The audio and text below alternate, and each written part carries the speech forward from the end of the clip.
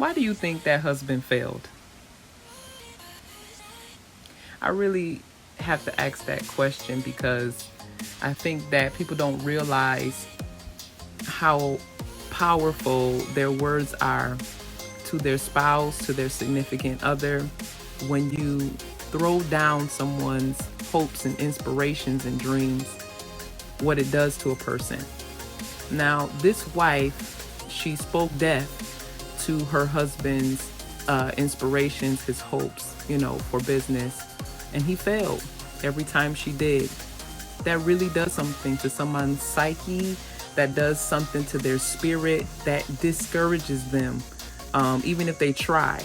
And it also, whatever goes in the physical happens in the spiritual. She spoke death, she did not speak life. And that man failed. Now, this man, the husband, he tried again at the business. But this time, he did not tell his wife. He just went ahead and did the business. He had nobody to speak death over it. He had nobody to negatively criticize him for it to be in his mind or in his psyche or anything like that. Anything spoken in the spirit realm, nothing. He just went ahead and did it. And you know what? That business was very profitable, where he was able to provide and take care of his home and all of that good stuff. Now, his wife saw this and she was amazed and she was very happy. This taught her to not speak death to her husband's dreams, his hopes, and his aspirations in life. Pretty much it. And it doesn't just go for the wife. This goes for the husband too. Because there's plenty of wives that have come to their husband and said, babe, I had a dream, I had a revelation. This is going to help the family. And the husband shot her down. Now, what's the moral of this story? Life and death are in the power of the tongue. When you are married to someone who speaks death over your life, over your purpose, over your call, over the things that God has put into your spirit to do, you're one with that person. So it's like you're speaking death to you, your own self, your own dreams, your own aspirations, your own what God has put inside of you.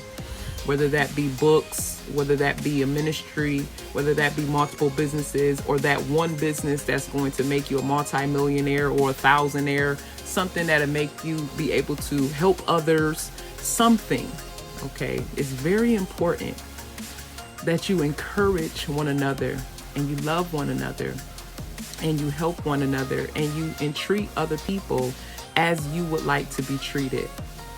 Don't speak death to people. Don't speak death to their dreams.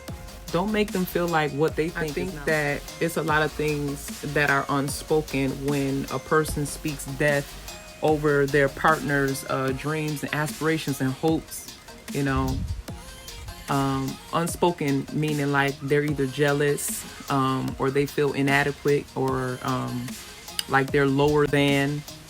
And that's an inside job that they will have to personally do. It's an interpersonal work that they have to do with God, prayer, and asking the Lord to help them and putting the word over their situation. It is so unhealthy to project your fears on your partner because you don't believe or you don't see it. Doesn't mean that they did not see it. Doesn't mean that it won't work for them just because your perception is small, is skewed. Okay, I pray for the couples out there. And another thing, support your partner.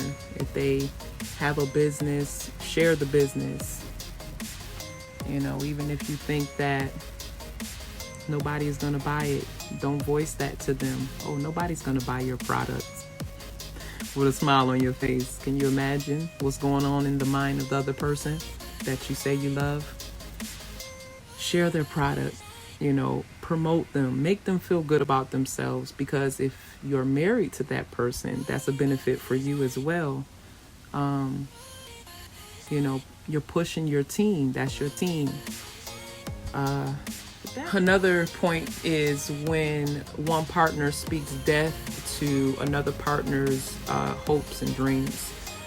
is that the one who has these hopes, has these dreams, has this light inside of them that is just bursting to come out, you know, that person has been held down for a long time, and now they're feeling like now is the time that I can shine. I know what to do now. But when they're married to someone who is like, no, that does a lot to their psyche, and it stops them from wanting to shine. It makes them want to still shine to prove a point, but they're constantly battling the person that they love, words of doubt and discouragement.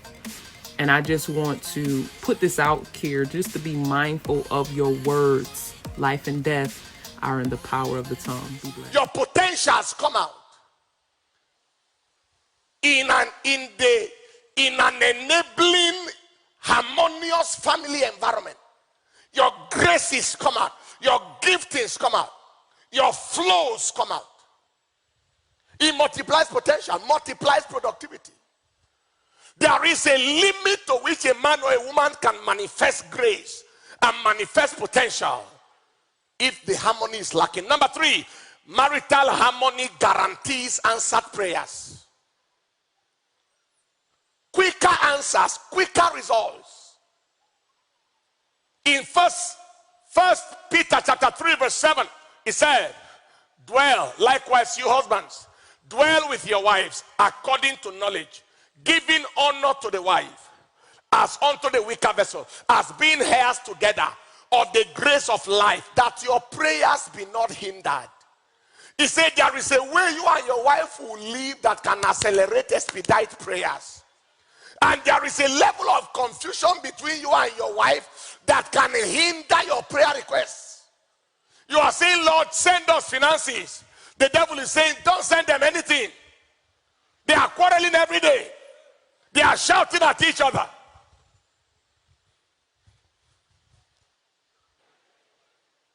Number 4, okay, marital harmony impacts the destiny of children positively. Because we are talking of harmony. It impacts the destiny of children positively. Malachi chapter 2 verse 15. The Bible said, God said, why did he make the two one? Yet he had the residue of the spirit. Whereunto one? He said that he might seek a godly seed. Therefore take heed to your spirit, and let no one deal treacherously against the wife of his youth. Do well because of your children. What are we talking about? When children grow in an enabling, positive family environment, they are positivistic, enthusiastic, optimistic. They don't fear for the future. They can see future already happening around them. Am I communicating? There are some children that I came across a family where the woman is trying to leave the man. He said the man looked too much like her father. Yeah. Because of whatever she must have passed through growing up, or what the mother passed through. Said the husband is always reminding her of the father. The way the father brute. There are girls who are afraid to marry because of what their mother suffered.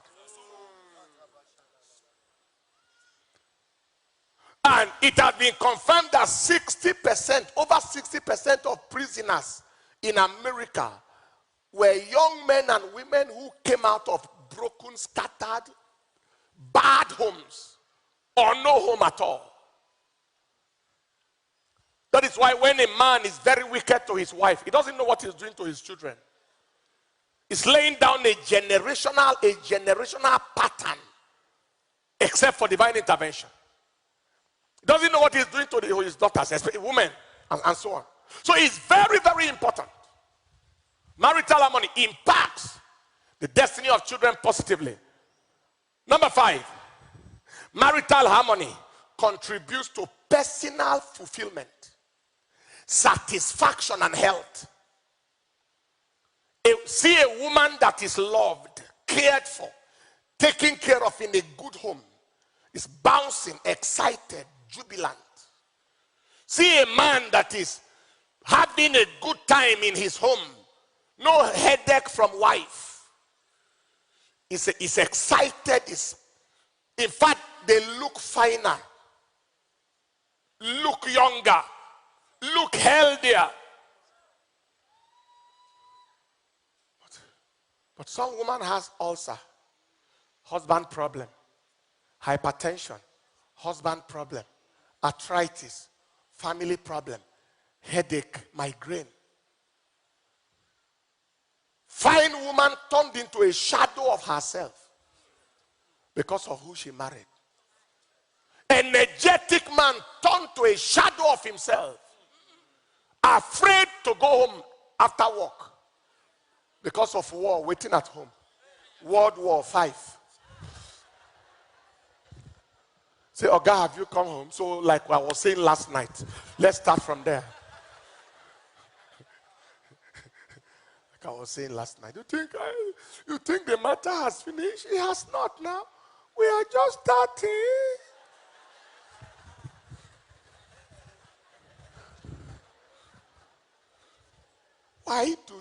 Why, at times I wonder why some people are satisfied with frustration.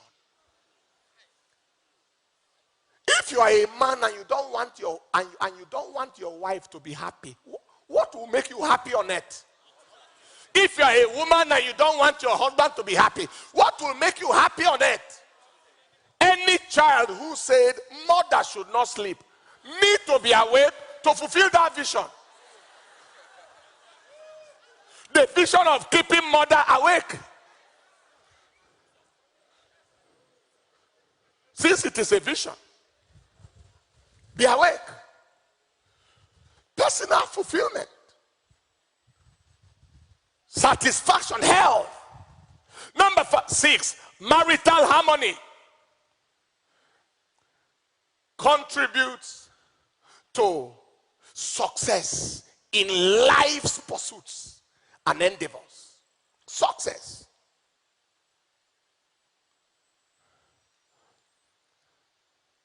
The woman is extra successful at work because she was happy from the home. The man is extra productive under his manager because he was happy from the home. But you have a situation where a guy is telling his secretary, Madam, you are too absent-minded these days. Is something the problem? Madam, the level of mistakes you make in assignments, they have multiplied. Are you all right?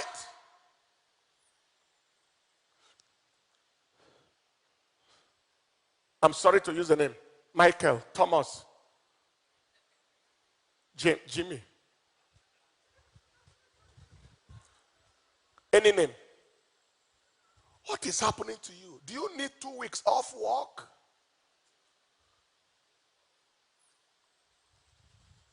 Hey, Jane. Come on. Wake up. Then they give him 2 weeks casual leave or 1 week. The next one is terminal leave. Why? Something is pinching one part of his leg and his whole body is on fire.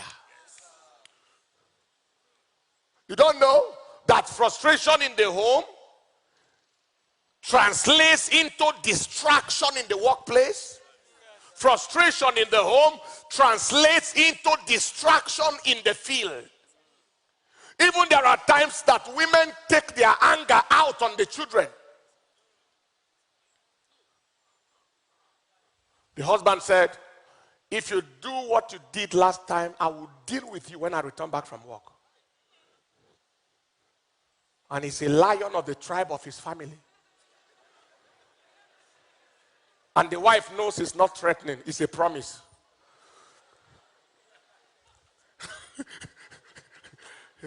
The wife is aware that that is not a threat, it was a promise. I'll deal with you as I come back from home. And he has always been fulfilling his promises in that regard.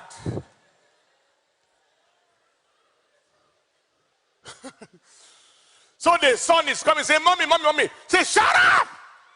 Leave me alone. Leave me alone. Poor boy is wondering what I do. Mommy, what I do. Leave here now. It's transferred aggression. Something not working somewhere. It is entering another area. I prophesy to somebody. That kind of frustrated home, my God and your God will help you never to experience that. And everyone in such a situation right now, my God and your God will give you deliverance.